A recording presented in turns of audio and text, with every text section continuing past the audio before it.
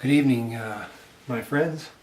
Here's my second little video blog for the 7th of August 2014, and as you can see, I've made a little bit of preparation for this one to make it extra special for everyone.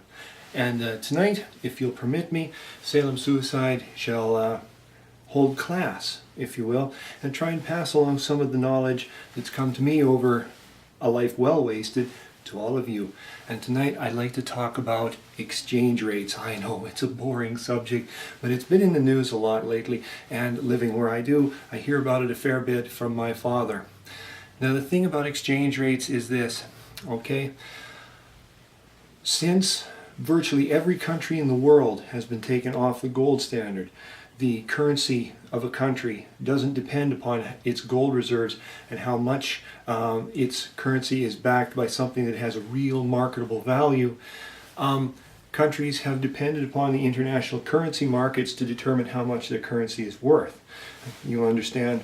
And if those currency markets have a lot of confidence in a particular country's currency, then that country, it's going to be worth a lot to those traders to hold a lot of that currency. Witness the United States dollar, traditionally a very safe, very high value currency to buy, okay? Or in recent years, the European euro, or the Japanese currency, the yen I believe, or the Chinese yuan, things like that, safe, stable currencies.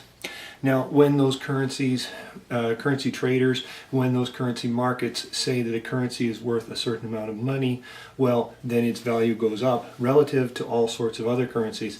And my father is of the opinion that the currency of my native Canada, my home and native land, should be pegged to a certain exchange rate relative to the currency of the United States.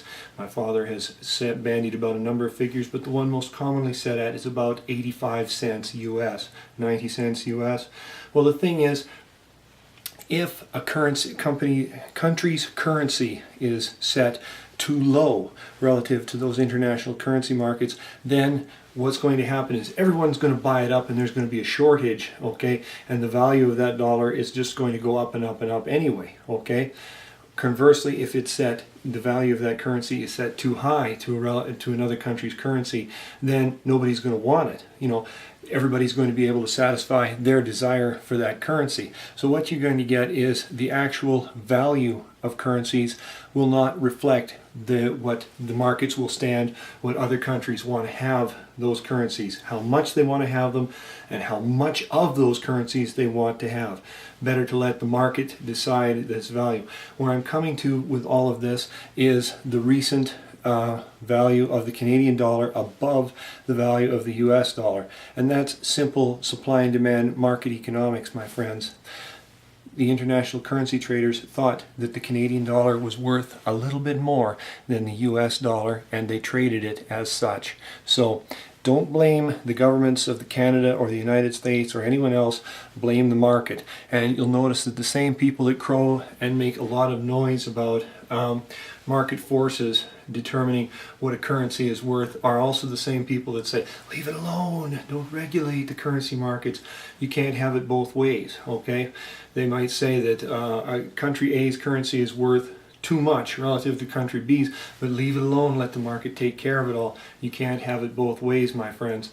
That's the way it is with international currency markets. So until next time, this is Salem Suicide signing off, and have a very pleasant evening, my friends.